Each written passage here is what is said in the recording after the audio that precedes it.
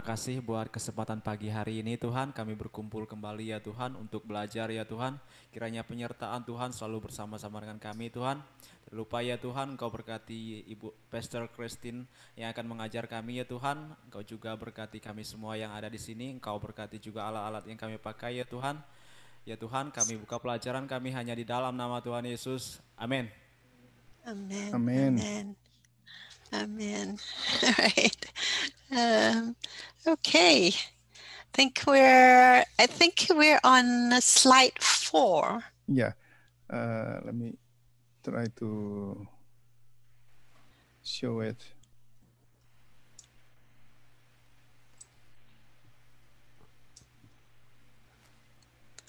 Let me. Yes. Is this one? Yeah. Yes. Yeah. That's the one. Adik-adik bisa lihat di Alright. sana. Saya besarin ya, sebentar. Udah besar ya kelihatannya. Ya Pak. Ya. Okay. Okay. All right. So last week we were talking about how God would gather, the different types of water together, and then he had to put them, and then you will have the dry land. Today we're talking about the dry land. Minggu lalu kita membicarakan mengenai penciptaan. Pada waktu Tuhan ada dua macam air di sana, di atas dan di bawah, dan Tuhan pisahkan itu, dan kemudian timbul daratan di sini. Yang kita lihat sekarang, kita akan menyoroti mengenai daratan ini. So if someone could read, or maybe a few of you read verses 9 to 13, and this is still, we're on chapter 1. Coba tolong bicara verse 9 to 13. Tolong beberapa daripada kita satu ayat satu orang aja dari Kejadian pasal 1 ayat yang ke-9 sampai ke-13. Kejadian pasal 1 ayat 9. Berfirmanlah Allah, hendaklah segala air yang di bawah langit berkumpul pada satu tempat, sehingga kelihatan yang kering, dan jadilah demikian. Ayat 10, lalu Allah menamai yang kering itu darat, dan kumpulan air itu dinamainya laut. Allah melihat bahwa semuanya itu baik. Ayat yang ke-11, berfirmanlah Allah, hendaklah tanah menumbuhkan tunas-tunas muda, tumbuh-tumbuhan yang berbiji, segala jenis pohon buah-buahan yang menghasilkan buah yang berbiji, supaya ada tumbuh-tumbuhan di bumi, dan jadilah demikian. 12. Tanah itu menumbuhkan tunas-tunas muda, segala jenis tumbuh-tumbuhan yang berbiji, dan segala jenis pohon-pohonan yang menghasilkan buah yang berbiji. Allah melihat bahwa semuanya itu baik. 13. Jadilah petang dan jadilah pagi, itulah hari ketiga. Okay, thank you. All right, so here we see, though there's a change, was about to take place because of the word "and." I don't know, in the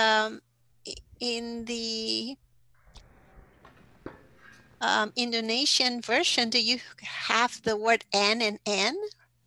Does it occur again and again? The word "and." Apakah di dalam bahasa Indonesia ada saya enggak punya, kalau kita bahasa Indonesia apa disebutkan dari akhir sampai akhir begitu, and the ending of the water. Yeah, it says like okay, let me see. The word like "and let the dry land appear," and then you have "and the gathering together of the waters." Oh, you mean and yeah, the word "and." Yes, "and," yeah. Dalam bahasa Indonesia disebutkan bahwa dan itu ya, dan itu and itu ya. Jadi ada kata-kata Tuhan mengatakan dan ini dan itu ya.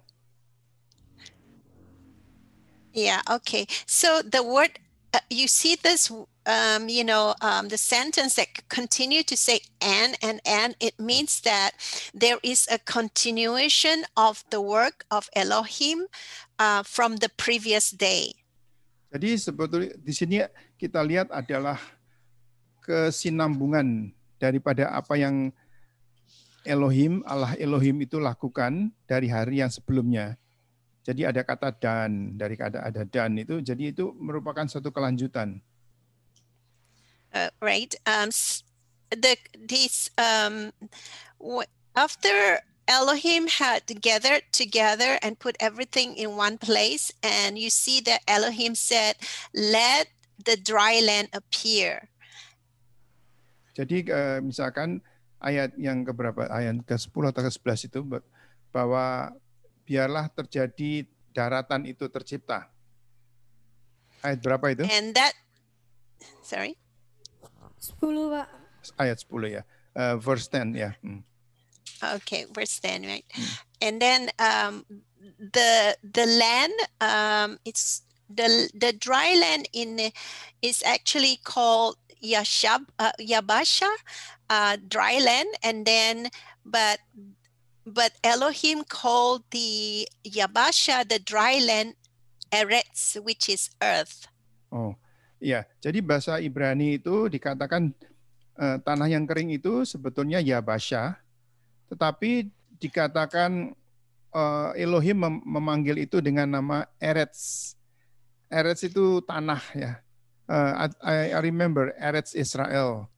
So so is the land of Israel itu Eretz ya. Jadi kata tanah itu disebutkan bukan dengan istilah kata Yabasha itu, tetapi Eretz atau tanah ya, tanah. Jadi seperti land bahasa Inggrisnya, tapi bahasa Ibraninya adalah Eretz. Yes, so you see that in the Hebrew words, it is very specific, whereas in the English, and I think even for the Indonesian word, it's very general. So that's why it's very important for us to understand this Genesis, and in fact the whole Bible, the key Hebrew words. Jadi kalau saudara perhatikan di dalam bahasa Ibrani itu, kata-kata itu seringkali itu spesifik, tidak generik. Seperti bahasa Inggris atau seperti bahasa Indonesia itu secara umum. Seperti tadi itu daratan, begitu ya. Tapi yang disebut dengan Yabasha itu. Tapi kalau dalam bahasa Ibrani itu disebut Eretz. Itu spesifik itu, ya misalkan contohnya Eretz Israel. Jadi tanah Israel itu disebut Eretz Israel. Jadi kita melihat di dalam bahasa Hebrew itu, di dalam bahasa Ibrani, maka bahasa Ibrani itu sangat spesifik, tidak generik. All right. So we can see that when, try remember that, the theme for chapter 1 is to reorder and repurpose, okay? Reorder, redirect, repurpose. Ya, misalkan seperti saudara tahu, di dalam ayat yang pertama, Kejadian pasal yang pertama itu misalkan Tuhan itu reordering atau menata kembali atau repurposing, tujuannya itu diatur kembali gitu. Yeah, so God is very purposeful in the things He does. He's not random. So everything God commands or does, He has a specific purpose. Ya, Tuhan itu semuanya ada tujuannya. Kalau Tuhan mengatakan sesuatu, Tuhan melakukan sesuatu itu ada tujuannya, bukan sekadar random atau secara acak begitu, ya melakukan apa aja gitu. Enggak demikian. Sangat spesifik. Sangat mempunyai yang tujuan khusus. So when God gives you instruction or whatever He's doing in your life, it's very for specific purpose. Jadi kalau Tuhan itu melakukan perintah kepadamu di dalam kehidupanmu, maka ketahuilah bahwa itu sangat-sangat spesifik. Jadi tidak sembarangan, tidak hanya secara acak begitu, tetapi mempunyai instruksi yang pasti dan jelas. So the point is that when God speaks to you and he does certain things in your life, he is putting you in a proper place so that, you know, his purpose will come forth in your life. Jadi kalau Tuhan berbicara, berfirman kepadamu, Tuhan mengatakan sesuatu, maka Tuhan itu menempatkan Anda sehingga Anda itu betul-betul mengerti dan bisa melaksanakan kehendak Tuhan itu. Karena Tuhan itu sudah sediakan supaya firman Tuhan yang dikatakan yang mempunyai tujuan dalam hidupmu itu bisa dilaksanakan. So if you would respond to God, you know, his commands, or let him do what he needs to do in your life, then you will get more revelations to move forward. Jadi kalau Tuhan itu mengatakan di dalam saudara dekat kepada Tuhan dan mendapatkan petunjuk daripada Tuhan, maka akan datang pewahyuan demi pewahyuan lagi, akan datang lebih jelas lagi supaya saudara bisa melakukan langkah-langkah yang berikutnya itu. If you find yourself not hearing God clearly, or you find yourself that God is not giving you revelation, there could be two things that's happening. Probably you're not responding to him, and the other thing is you are not in the proper place that God wants you to be. Jadi kalau misalkan saudara tidak mendengar dengan jelas perintah daripada Tuhan, itu ada dua hal, dua kemungkinan, yaitu pertama, what is the first one? Not if you don't respond to his command. Oke. Yang pertama, misalkan Anda itu tidak memberi jawaban, tidak respons terhadap perintah Tuhan. Jadi Anda itu mengabaikan, maka Tuhan itu tidak jelas. Roh Kudus tidak akan jelas memberikan pesan kepada Anda karena Anda tidak memberi respons, Anda tidak menjawab, Anda tidak memberikan respons yang baik gitu. Dan yang kedua adalah Anda tidak berada di tempat di mana Anda itu bisa mendengar suara Tuhan dan melakukannya. Jadi ada dua kemungkinan itu ya. Ada dua kemungkinan itu. Jelas nggak? Jelas nggak? Jelas nggak? Adik-adik ngerti nggak itu? Ngerti Pak. Jelas Pak. Jadi ada dua, apa itu? Apa aja? Pertama, tidak respon dengan perintah Tuhan. Jawablah dengan yang baik. Jadi pertama, tidak memberi respons terhadap perintah Tuhan kan?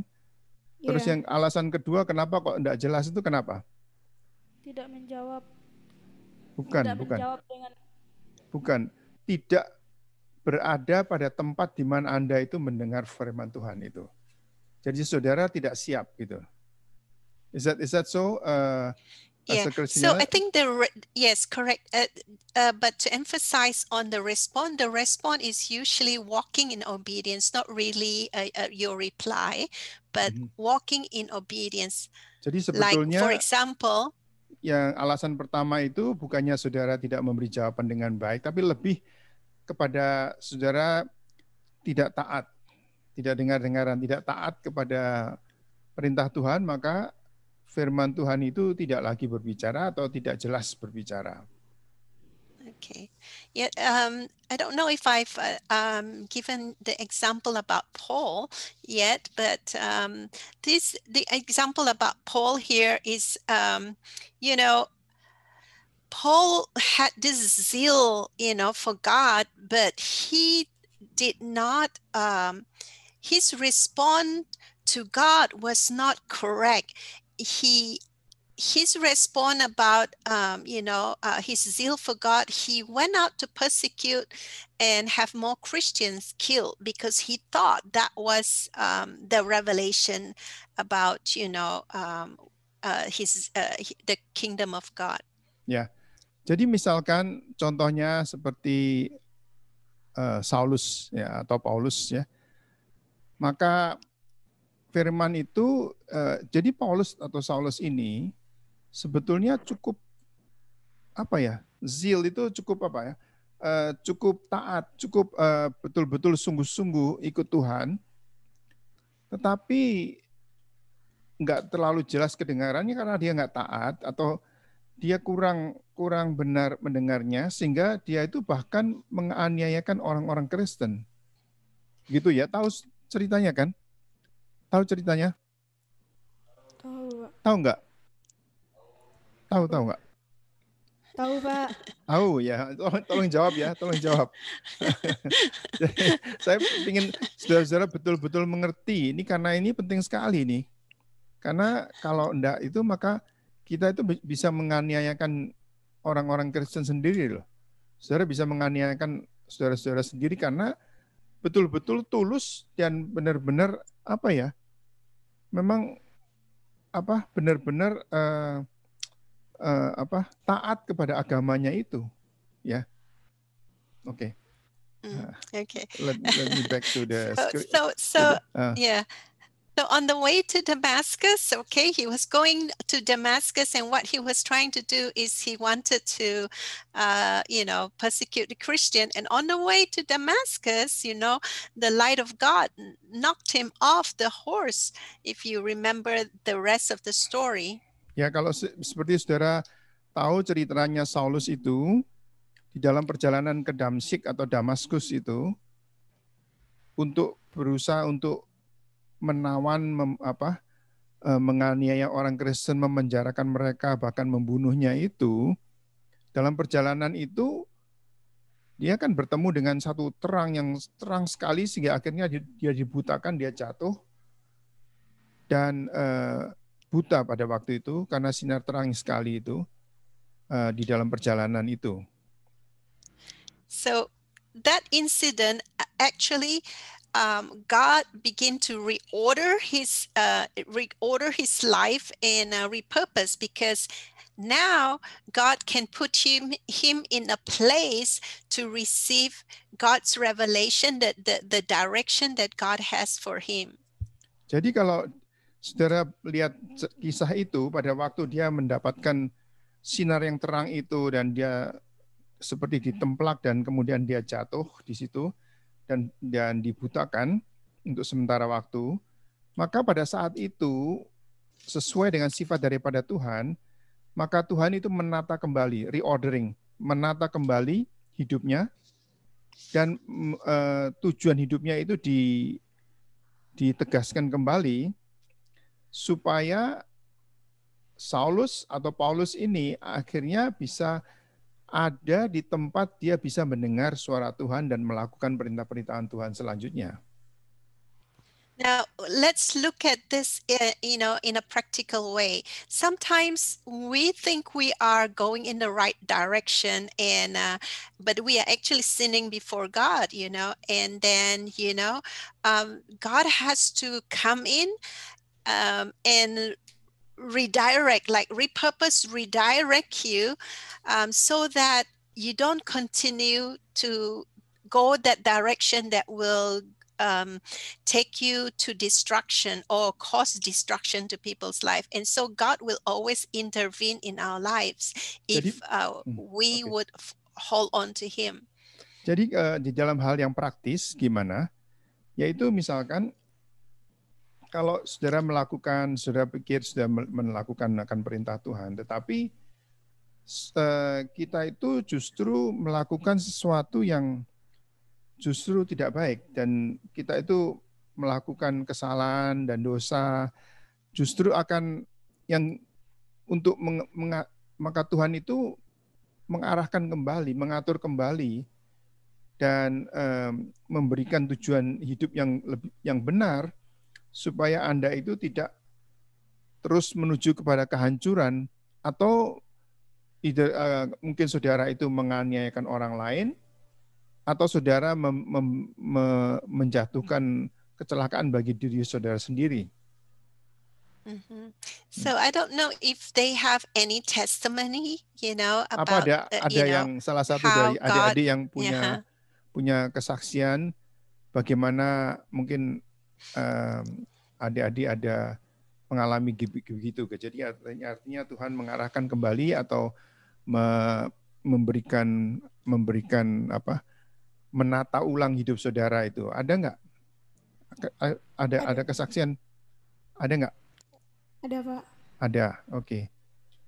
Saya Talfika. Iya, Pak, mau cerita tentang sebelum saya ke sini, sebelum saya dibentuk Tuhan, jujur, Pak, saya orangnya hancur-hancuran. Before I came here, I'm really destroyed. Tolong mic-nya tolong tukar aja. Ini udah sermonik, Pak. Oh, ini sermonik ya. Oke, kok krek gitu ya. Oke. Oke, enggak apa-apa, terus. Sebelum itu saya juga pernah kerja di klub malam ya, Pak. Before that I work in a nightclub. Okay. Ya. Namanya dunia malam itu adalah dunia saya gitu ya. Rasanya tuh, Pak. That life was my life before. It's in a dark place like that. Dan pekerjaan yang saya merasa juga pekerjaan saya sebenarnya itu nggak layak juga karena actually siang it was not my life was not it's unworthy to describe. Okay. Karena pekerjaan tuh siang, mungkin terlalu keras anunya. Dikecilin dikit, kayaknya ada statiknya.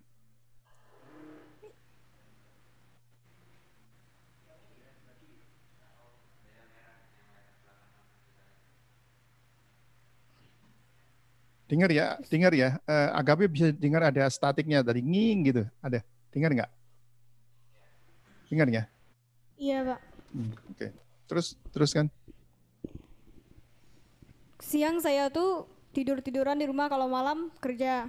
Biasa. So during daytime I just lay on my bed, but at night I work at the nightclub. Okay.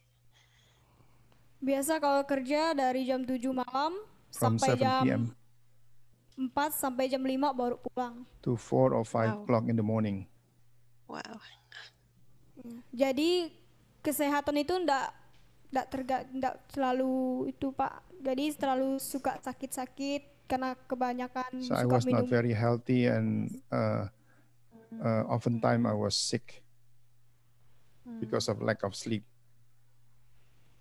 Karena perbuatan saya itu, Pak, saya ngerasa nyesal, saya malu sama keluarga, malu I sama was orang-orang ashamed sekitar. to other people also. Jadi akhirnya saya memutuskan pulang kampung. So Belum lama I decided to go back to my village. Okay. Setelah pulang kampung, tiba-tiba hati saya tuh tergerak untuk mau ikut ibadah pemuda. So one day I was moved to have a fellowship with the young people, have a youth group ministry. Okay. Setelah itu saya dengar khotbah dari pembina pemuda, hati saya tuh tergerak. Saya merasa tuh saya tuh nggak layak gitu, Pak. I heard a sermon from the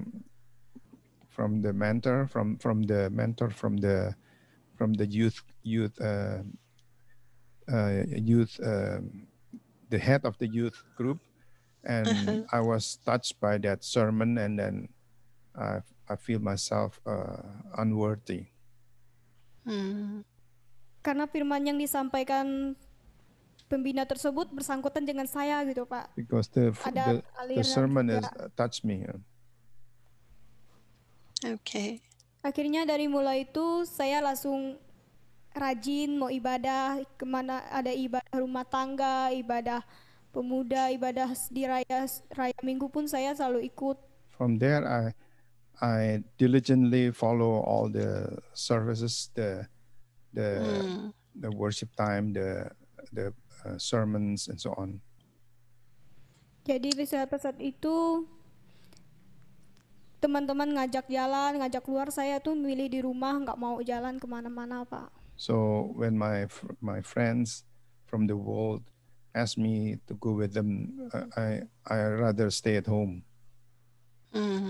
Wow, praise God. Setelah itu saya dengar kabar ada sekolah misi di Singkawang. And then I heard about the BISOM, about the mission school here in Singkawang. Dari Kohangga. Jadi hari itu saya jadi tergerak mau ikut, mau sekolah hamba Tuhan gitu. Yeah, and then I decided to join this BISOM. Setelah saya mau ikut sekolah BISOM, tiba-tiba orang tua saya tuh sempat ngelarang juga, Pak. But when I decided to go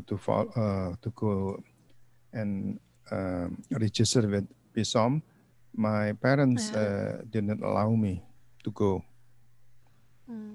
Karena mereka nggak percaya kalau saya benar-benar mau sekolah sama Tuhan gitu. Because they didn't believe that I really want to go to school. Sebelum berangkat, banyak tantangan yang saya hadapi, Pak.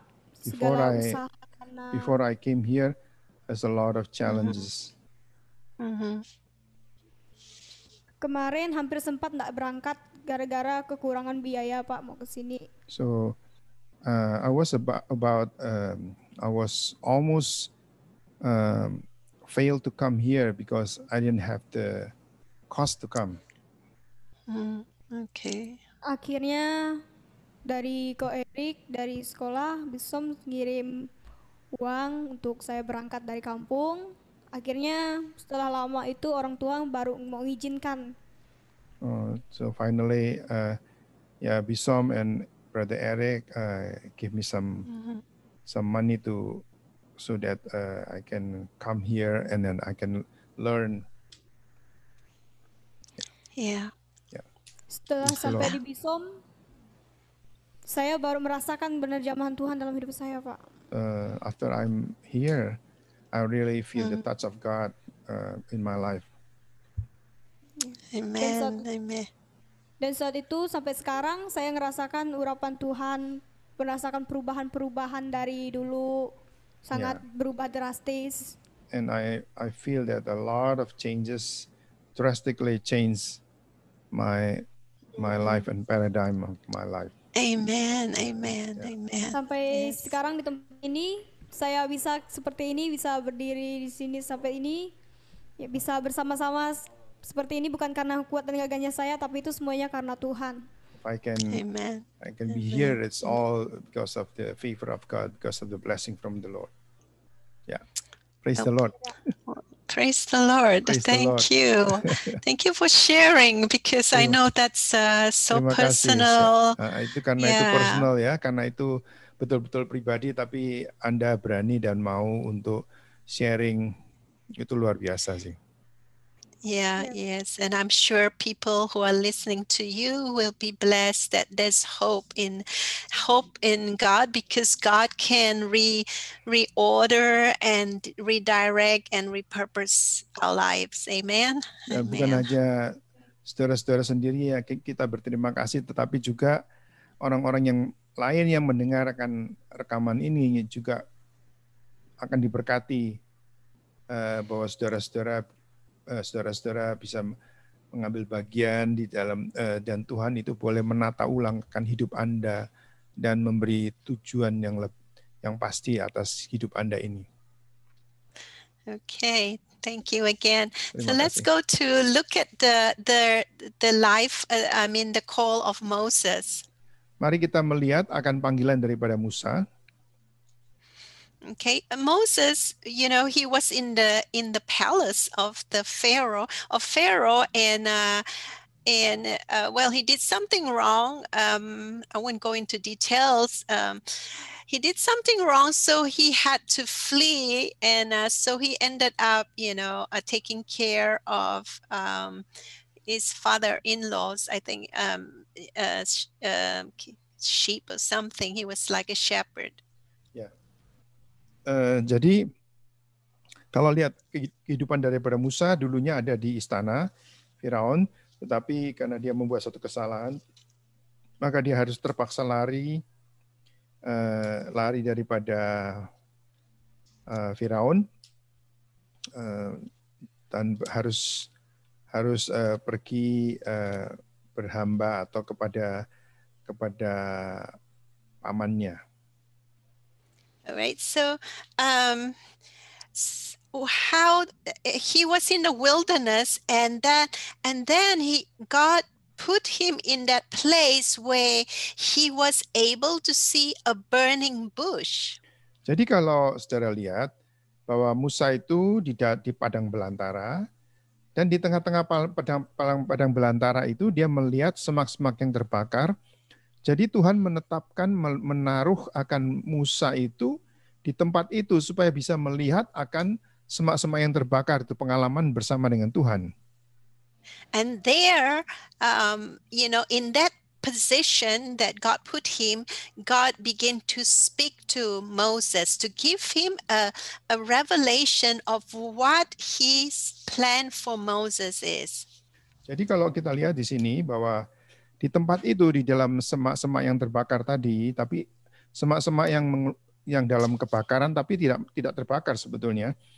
Jadi di situ Musa ditaruh di dalam posisi itu di mana dia melihat akan wahyu daripada Tuhan itu adalah di dalam kehidupannya, dan dia mengenal dan nah itu saya harap saudara mendapatkan pengalaman itu juga. Jadi saudara bisa mengenal Tuhan karena saudara ada dan Tuhan bawa saudara itu di semak yang terbakar itu supaya boleh mengalami Allah dan Allah boleh menata ulang akan hidupnya itu.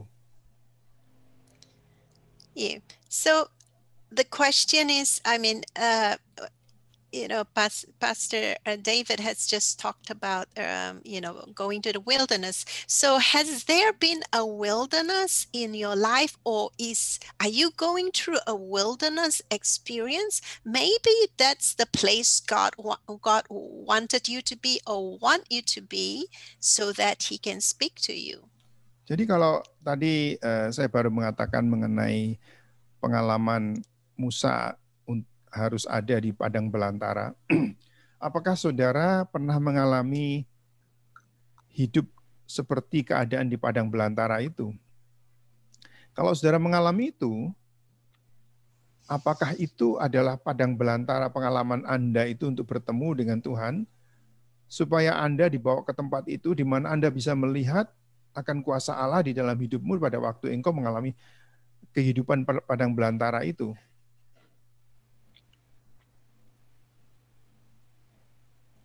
So anybody want to share ada about the wilderness? Ada yang mau either right now or previously? Sharing apakah Anda mempunyai kehidupan di padang belantara atau mengalami, atau kalau ada yang mau bicara atau mau sharing, silakan.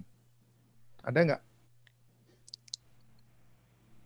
Because the point of study the Word of God is to make sure you know how to apply it.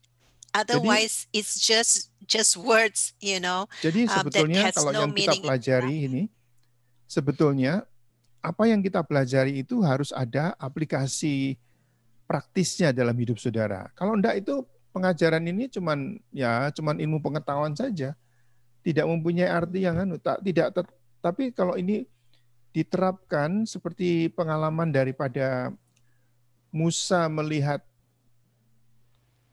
hadirat Tuhan di tengah semak-semak yang seperti terbakar itu. Nah, apakah saudara mengalami itu dalam hidupmu? Kalau itu saudara mengalami, maka benar-benar saudara harus melihat itu seperti pengalaman daripada Musa. Tuhan itu mengizinkan engkau mengalami seperti yang Musa alami itu. Nggak usah saling nggak usah saling mendorong. Kalau diri sendiri mau bicara, bicara aja, nggak apa-apa gitu. Nggak usah saling mendorong, kamu mau atau kamu mau, nggak usah gitu ya. Jadi kalau saudara mau sharing, ya saudara sharing aja gitu. Ya Pak, saya mau sharing tentang kehidupan saya dulu. Saya Kerasan dikit. sharing tentang kehidupan saya yang dulu, I want to share my life. tentang kesaksian hidup saya.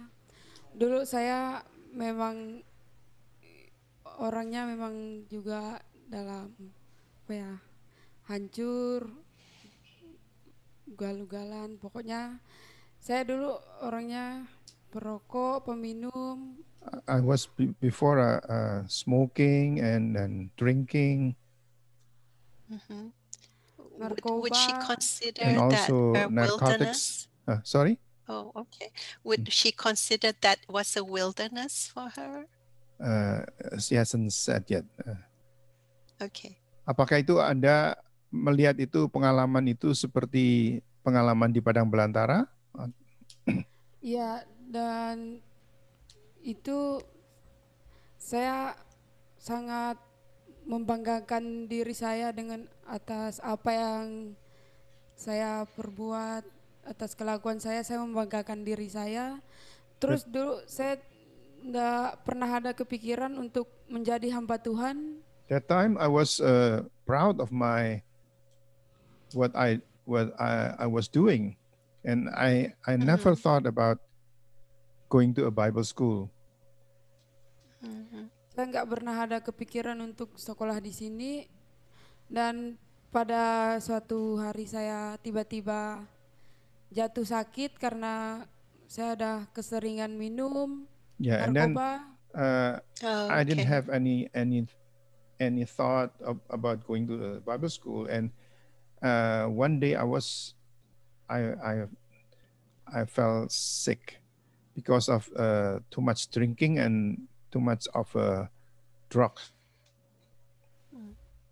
Nah, dari saat itu saya mau pas dapat sakit itu enggak ada gejala apapun, tiba-tiba pas saat tidur tiba-tiba sesak napas. And I didn't have any symptom actually at that time, but when I was sleeping, I have a shortness of breath. Okay. Dan pas saat itu saya berpikir saya tidak ada lagi tujuan hidup. Saya mikir mungkin hidup saya akan berakhir di situ. I didn't think about life actually, and I thought that maybe at that time I was about to die, or my life will end at that time. Pas saat itu saya berdoa,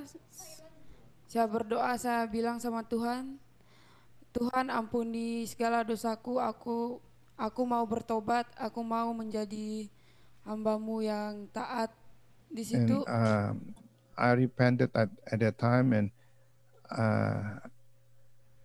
I asked for forgiveness, and I want to become your servant. Yeah. Dengan seiringnya waktu saya pulang ke rumah, saya tidak berani lagi keluar. Saya di rumah ada berapa bulan, tapi sakit itu masih belum sembuh. And after that, I didn't go out anymore, so I just stay home. But the sickness was still lingering. Okay. Banyak yang saya rasakan pas di rumah, ada berapa bulan, ada rasa takut, ada rasa, pokoknya nggak bisa dijelaskan entah gimana, sering pingsan di rumah, So nggak at mampu home, jalaninya. I was afraid. I feel the fear, and then sometimes I was unconscious. Okay. Hampir pokoknya rasa depresi, rasa And stres I feel campur depression and fear. Yeah. itu kepikiran terus, pokoknya tidur takut terus, I was tapi afraid during sleep also. sampai nangis terus berdoa, tiba-tiba ada tergerak hati untuk mau ibadah. Itu nggak pernah di gereja udah berapa tahun. I was crying and Tiba-tiba crying, and then one time I feel that I have to go to church, and I haven't gone to a church for years. tiba-tiba tergerak mau ibadah. And then Jadi I have the desire to go to a church. jadi setiap minggu ibadah, setiap malam minggu ibadah muda-mudi. Terus pas ada ibadah rumah tangga itu dari gereja GBI. So Saya ngik- I'm going. I was going to Sunday service and also youth service and also prayer meeting from GBI, Gereja Bethel Indonesia, from Indonesian Bethel Church. Okay, yeah. All right. Jadi saya Yeah. ngikutin ibadah itu, pas seiring berjalan ibadah tiba-tiba semakin pikiran terbuka, malamnya pikiran ingat pas ada anak besom juga waktu itu, Tesi sama Pika yang So at khotbah that sama time, WL. So suddenly, the- go ahead. So what specifically did God speak to her? You see, we want to see in the wilderness, God has to, there must be something specific that God spoke to her that drew her out of the wilderness. Jadi misalkan kita kan tadi kan bicara soal ada di padang belantara begitu. Nah, apakah ada kata-kata panggilan daripada Tuhan untuk bagaimana Anda itu keluar daripada padang belantara itu? Yaitu ada kayaknya suddenly she has a desire to go to church, to Sunday service, to youth service, to prayer meetings. There is a desire in my heart to look for God. Okay, so that's how she came out. Ya. Yes. Itu pengalaman Anda begitu ya? Ya. Oke. Yeah. Ya itu kalau yang lain ikut mendengar dan melihat pengalaman-pengalaman, saya rasa bahwa setiap daripada kita itu punya pengalaman yang khas, yang orang lain tidak ada. Nah itu masing-masing. Jadi kita itu memang Tuhan itu mengasihi kita dan Tuhan itu ingin menata ulangkan hidupmu. Yes. So thank you for sharing. Terima kasih. So we want to understand that, every one of our lives, God is very interested in each one of our lives. Jadi ketahuilah saudara-saudara bahwa Tuhan itu mempunyai interest, mempunyai perhatian khusus kepada setiap daripada kita satu persatu. So when you're ministering next time in church, or wherever you are, you must have this thought that God is so interested in the people that you're ministering to. Jadi nanti kalau saudara diutus dan saudara melayani, saudara harus mempunyai pikiran bahwa Allah itu mempunyai sangat interesting, sangat mempunyai perhatian, sangat peduli terhadap setiap daripada domba-domba yang kau layani itu. Dan Tuhan itu punya satu tujuan yang pasti, yang khusus. Ya. So if you have this in your mind, then you will not be so focused on, your own agenda, your own life, but you will be thinking about now. Jadi, okay, go ahead.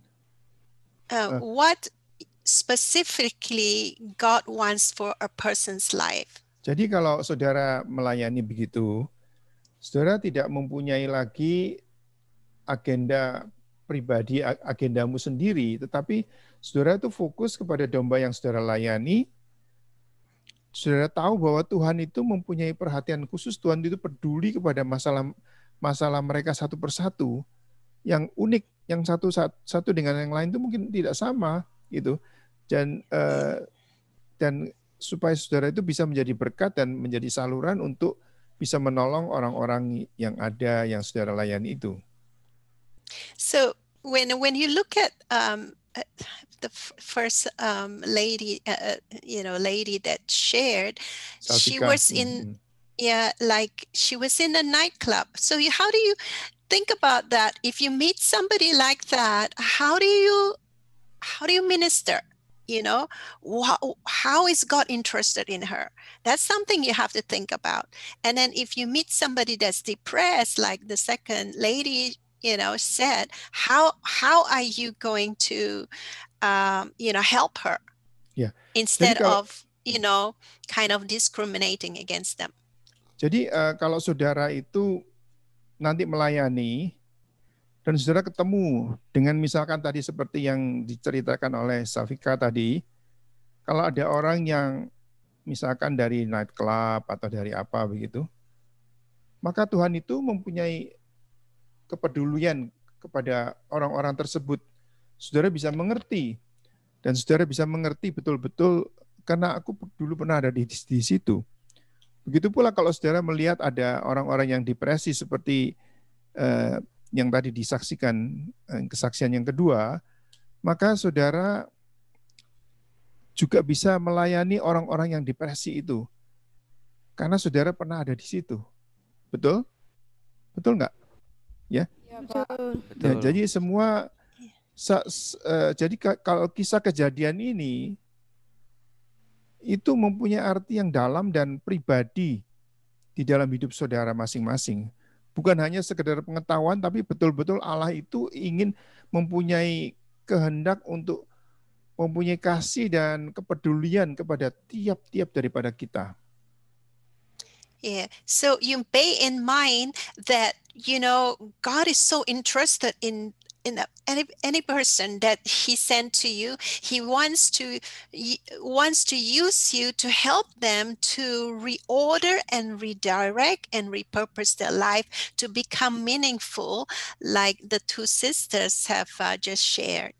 Ya, jadi misalkan nanti saudara ketemu dengan orang-orang dalam pengelayaan saudara itu, saudara harus fokus kepada mereka dan tidak usah mempedulikan agendamu itu harus apa, tetapi coba perhatikan itu orang-orang yang oleh Tuhan itu ditempatkan dalam hidup Anda itu untuk bisa melayani mereka itu dengan efektif karena saudara pernah ada di tempat itu.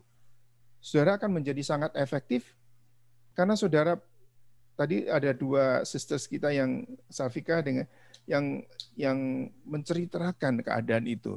Jadi pelayanan saudara itu spesifik. Pelayanan saudara itu tidak generik umum gitu aja. Tapi benar-benar saudara melayani sesuai dengan petunjuk daripada Tuhan untuk bisa memberikan jawaban atas masalah-masalah yang mereka sedang hadapi. Yes, amen. So, when we talk about how, God gave, when we think about waters, remember waters represent life. So, God wants us to be in a position that we can help, bring life to people, the God kind of life. People can say they have life, but it's not the God kind of life. Then that life is not going to, change them and redirect them to redirect them to the Lord. Jadi kan kita baca di dalam kitab Kejadian bahwa Tuhan itu ada air yang dipisahkan itu. Dan air itu menggambarkan kehidupan kan. Nah, tetapi di dalam kehidupan itu kehidupan daripada Tuhan sendiri, bukan hanya sekedar hidup gitu aja. Tetapi kehidupan yang benar-benar berarti karena Tuhan sendiri yang menjamah gitu. Jadi kitab Kejadian ini memberi satu pesan yang spesifik kepada Anda dan tidak secara generik begitu aja. Tetapi Tuhan itu akan menata kembali hidupmu, hidup orang-orang yang ditaruhkan di dekat-dekatmu, hidup daripada orang-orang yang ada di dalam pelayananmu itu. Yeah, I just want to share a quick testimony. About 4 weeks ago, I think it was 4 weeks ago, you know, out of the blues, one of my ex-student who is a Sunday school student, when I first taught him, he was only 11. Somehow we got connected. What 11? The 11 years old or 11? Yeah, he was 11 years old that time. Jadi ini ada kesaksian yang saya alami 4 minggu yang kira-kira 4 minggu lalu. Maka ada bekas murid saya waktu ini pelayanan di sekolah minggu, itu dia waktu itu masih berumur 11 tahun. Tiba-tiba aja ketemu lagi. Okay. And he's now 34 years old. Dan sekarang dia berumur 34 tahun. And he had a problem, you know, for the past year, and he was actually looking for me. Jadi dia sudah berumur 34 tahun pada saat ini, dan dia mengalami problem dalam hidupnya, tapi bagaimana dia tuh teringat dan mencari saya gitu. So I was wondering, why was he interested in looking for me? There are so many other people, you know, probably have ministered to him. Why was he looking for me? Jadi itu saya juga bertanya-tanya, loh ini kenapa ini nggak ada juntrungnya, tiba-tiba kok dia cari saya gitu. Padahal sebetulnya kan ada banyak orang-orang yang lain yang, tapi kenapa kok dia cari saya begitu? So later on when I got to share with him, he said it's because you showed so much interest and love for me. Jadi sebetulnya dia itu mengatakan setelah bertemu dan berbicara, dia bilang, saya kan bertanya-tanya juga kenapa kok dia tuh khusus cari saya itu. Tapi dia bilang katanya, Anda itu menyatakan perhatian Anda itu yang kasih dan perhatian dan kepedulian Anda itu terlihat dari kata-kata, dari ucapan Anda gitu. Jadi makanya dia itu cari. So the point here is that if you show interest and genuine love for a person, they will respond to you eventually.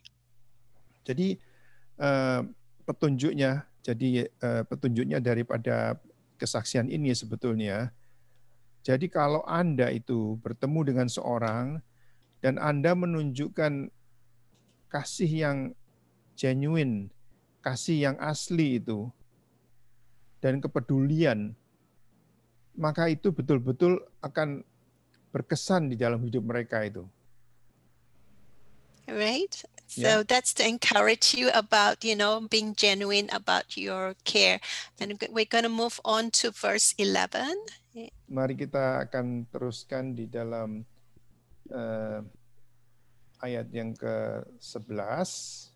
Okay, here we see that, God was asking, he was saying that for the earth to bring forth vegetation and, the herb yielding all, the seed. And then in verse 12, the earth brought vegetation, and then you see that the herb yielding, seed after its kind. So here I want you to see the word after its kind. Jadi kalau di dalam ayat 11 dan 12 dikatakan bahwa kemudian bumi menumbuhkan tumbuh-tumbuhan, setiap benih yang dihasilkan itu sesuai dengan dengan macamnya sendiri, macam-macam sendiri gitu. Jadi yang ingin saya katakan di sini, what do you want to focus? I want to focus on the seed, the DNA. Oh, oke. Saya akan menyatakan di sini kata-kata sesuai dengan jenisnya masing-masing, sesuai dengan DNA-nya masing-masing. So you note that whatever God had created, even the animals, they were always, he would always say that after its kind. And now you see when God brought, brought forth vegetation, he also said each after its kind.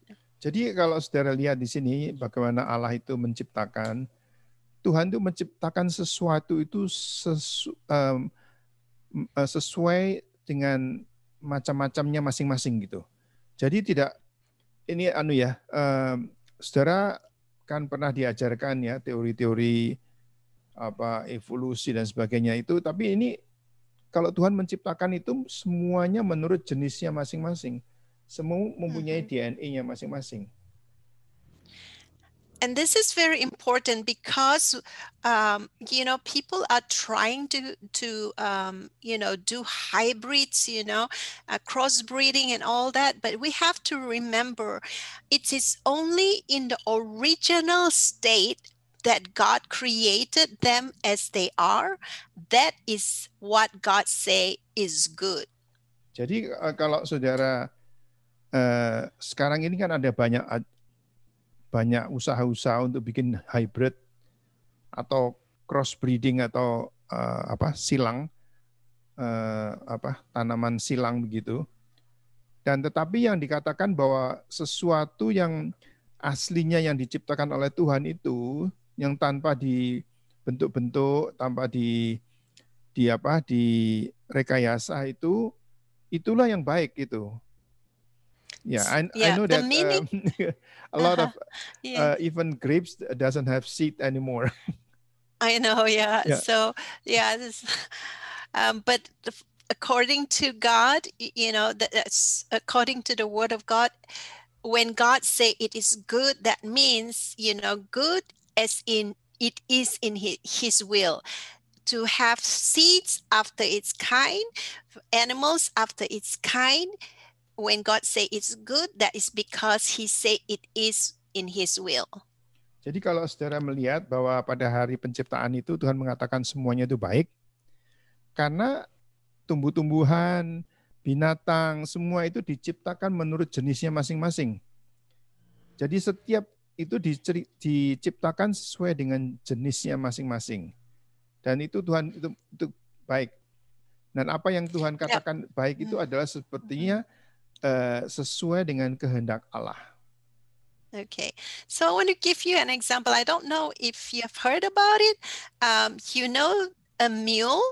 A mule is a crossbreed between a donkey and a horse, and so then you get a mule.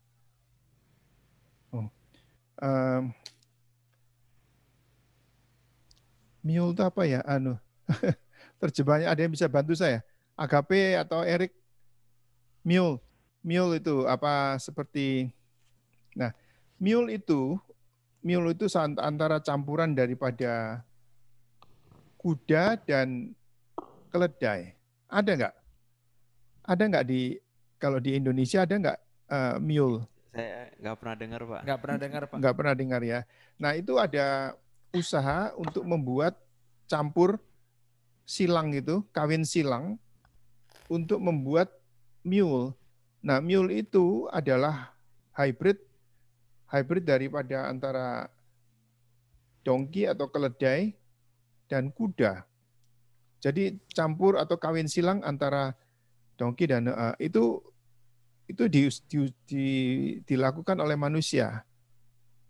So now a mule cannot reproduce itself because it's not part of the way God created. So if you want to get another mule, they have to do another breed between a horse and a donkey. So the point here is that it's not God's will.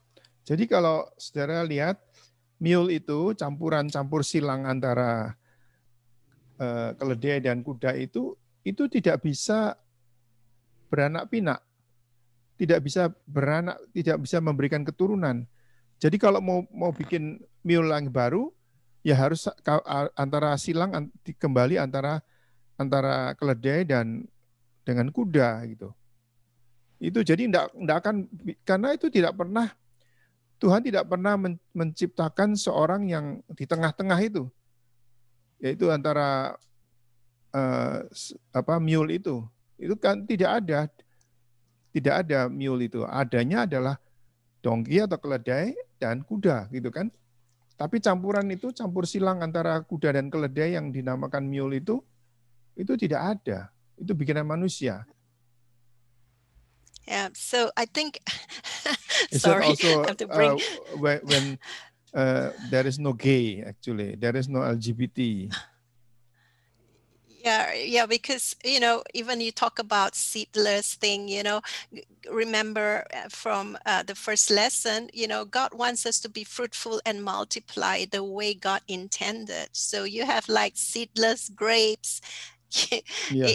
In order to have seedless grape, there is that, element of man having to come in. So that's not in the original state, and that's not part of God's will. Yeah. Jadi seperti enggak tahu kalau di Indonesia ada enggak. Kalau saya di Amerika ini, kita sering lihat di grocery store, di tempat-tempat supermarket itu ada anggur tanpa biji.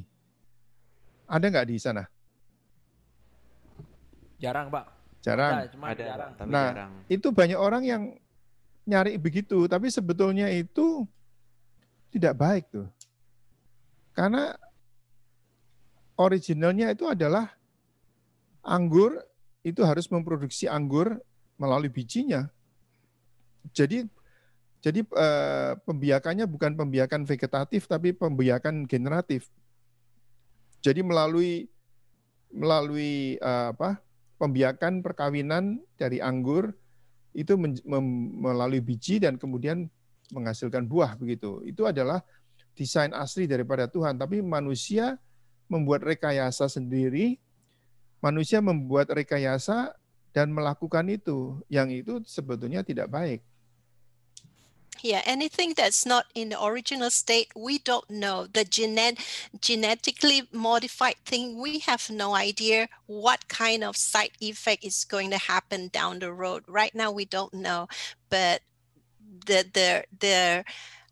what people suggest that you do this thing, things are better, but really, is it better? We don't know. Yeah. So the best is in the original state that God created it the way it is. Jadi kalau memang kita lihat banyak buah-buah yang dibuat begitu, yang direkayasa begitu, dan itu seringkali ya besar, rasanya manis, atau mungkin tidak gampang kena penyakit dan sebagainya itu. Nah itu semua hal-hal rekayasa itu kita nggak tahu. Sebetulnya kita belum tahu. Mungkin nanti 10 tahun lagi baru kelihatan bahwa itu sebetulnya hasil rekayasa itu tidak baik untuk ya. Maybe that's why there's a lot of allergic to peanut or to something like that, because yeah, maybe because the peanut is actually genetically engineered, modified. Yeah. Jadi yang paling baik adalah kalau yang asli daripada Tuhan itu yang tidak direkayasa oleh manusia. Yeah. All right. I don't know if we have time to go on to the next slide. Mungkin kita tidak kira-kira ada pertanyaan. Jadi kalau kita lihat di sini ya, bentuk asli daripada ciptaan Tuhan itu adalah yang asli, yang tidak direkayasa. Ya, jadi itu adalah termasuk juga kalau ada perilaku yang menyimpang itu adalah dosa. Itu bukan dari Tuhan, aslinya tidak menciptakan demikian. Tetapi kalau manusia mencoba merekayasa, itu adalah jadi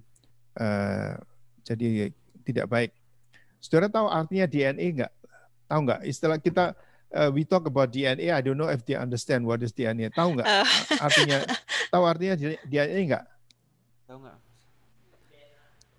DNA, tahu nggak? Nah, DNA itu aslinya itu istilah DNA itu sebetulnya dari kata deoksiribonukleik acid. Yaitu kan itu sebetulnya itu ada spiral yang ada di seperti digital print daripada manusia, daripada binatang ya.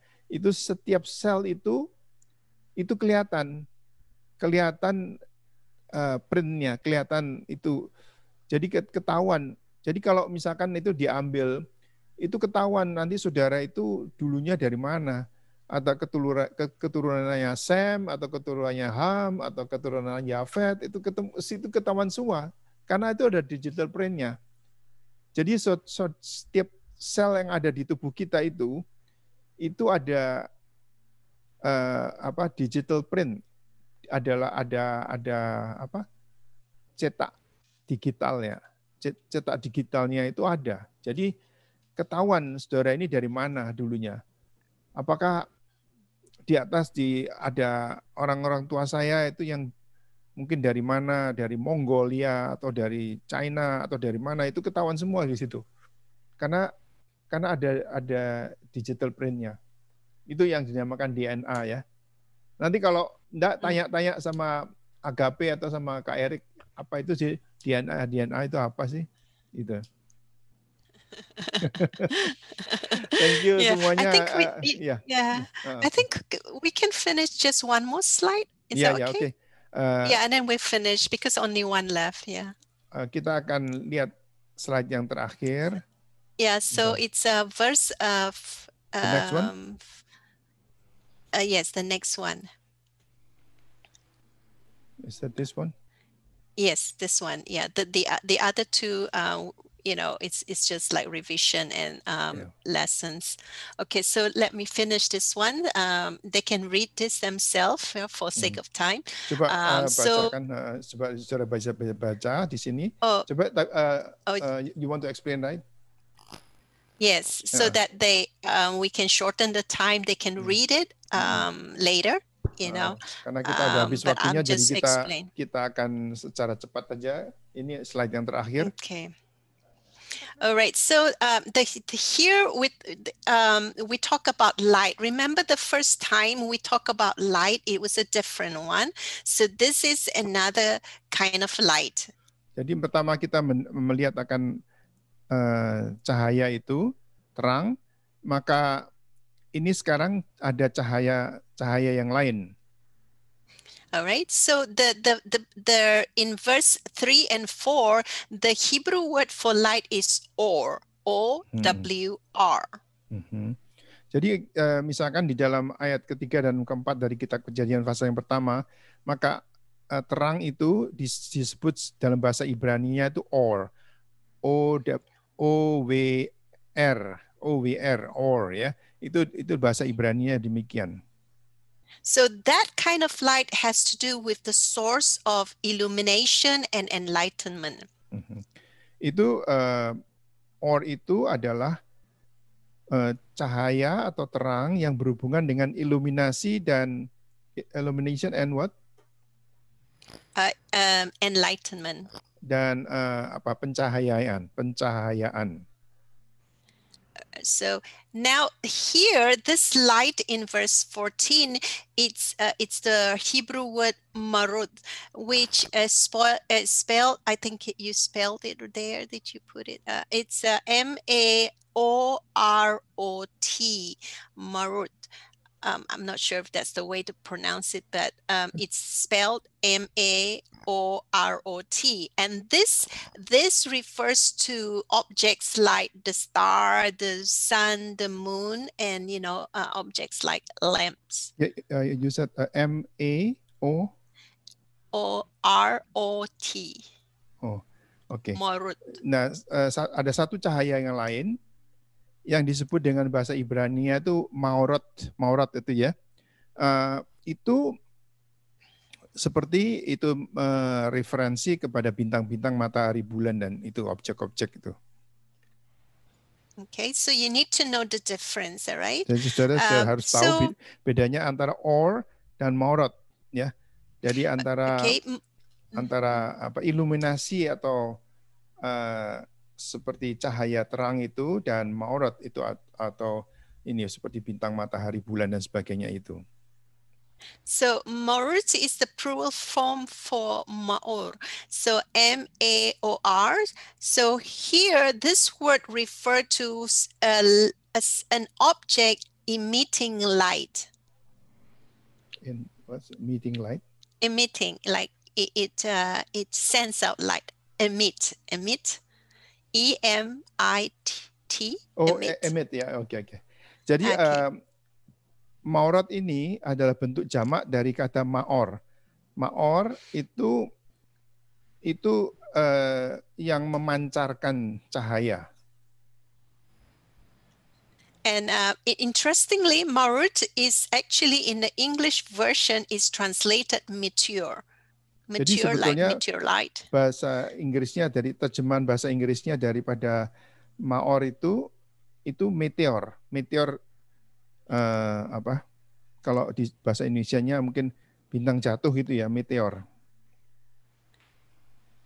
Okay, so here in verse 14, in the sky, you have the sun, the moon in the sky to divide day and night. Ya, misalkan saudara lihat dalam ayat 14 itu ada matahari, ada bulan, itu memisahkan antara pagi atau siang dan malam. And it's also the purpose for this kind of light is for signs and seasons to determine days and years. Jadi matahari, bulan itu menentukan untuk waktu atau musim, menentukan hari, tahun, abad dan sebagainya itu. And the other thing we need to differentiate is the nighttime and the darkness. Okay, so the Hebrew word for night is Lael, which is the opposite of day. Lael is L-A-Y-I-L. Bahasa untuk malam hari itu di bahasa Ibrania Lail itu berbeda dengan konotasi yang berikutnya ini. So if you remember, we talk about Hosek, which is the darkness, remember? Ya. Jadi kalau saudara pernah ingat kata Hoshek itu menyatakan kegelapan, darkness, kegelapan, itu beda dengan malam, ya. Okay, so one is just it's neutral. It just talks about, it's nighttime. And the other one, the Hoshek, has, has a negative implication that it is dark. Jadi kalau there is kita lihat, negative. Kalau Lail atau malam itu mempunyai sifat yang neutral aja ya, jadi malam hari gitu ya. Tapi kalau Hoshek itu kegelapan dan mempunyai konotasi negatif, yaitu kegelapan secara spiritual. Yeah, so it's important. I don't know if there is a difference, but if you see the word night and then you see dark, you need to understand that they may be two different words with different meanings. Jadi kalau saudara melihat antara istilah malam dengan kegelapan itu ada dua hal yang berbeda. Jadi yang satunya hanya secara neutral menyatakan malam hari, tapi yang kegelapan itu lebih banyak mempunyai konotasi spiritual yang negatif, ya, yaitu Hoshek tadi. Okay, so the next time we meet, you can, take a, go through the lesson reflection, and then we will take a look at that. I won't be able to do next week. I have to take someone to another city, and she wanted us to take her, so I can't do next week. Jadi saudara, setelah ini saudara lihat sendiri, di dalam catatan saudara itu ada mengenai reflection untuk yang berikutnya itu gimana itu ya apa? Ini saudara bisa lihat baca sendiri dan saudara lihat, saudara bisa menyimak kembali. Minggu akan datang saya nggak bisa karena ada berhalangan, saya harus pergi ke satu tempat yang lain gitu. Jadi saya nggak ada di situ. Jadi saudara bisa belajar sendiri dan saudara baca lagi dan renungkan kembali. Ya, sudah? Okay. Let's pray. Thank you. Salah satu berdoa. Terima kasih semuanya. Kita berdoa salah satu. Baik, mari kita satu dalam doa. Terima kasih Bapak, terima kasih Roh Kudus buat kebaikan-Mu. Kami sudah selesaikan Bapak pelajaran kami. Engkau memberkati Pastor Christine Bapak. Biar Engkau Allah yang memberkati dia, Engkau memberkati juga Pak David. Engkau juga memberkati kami Bapak.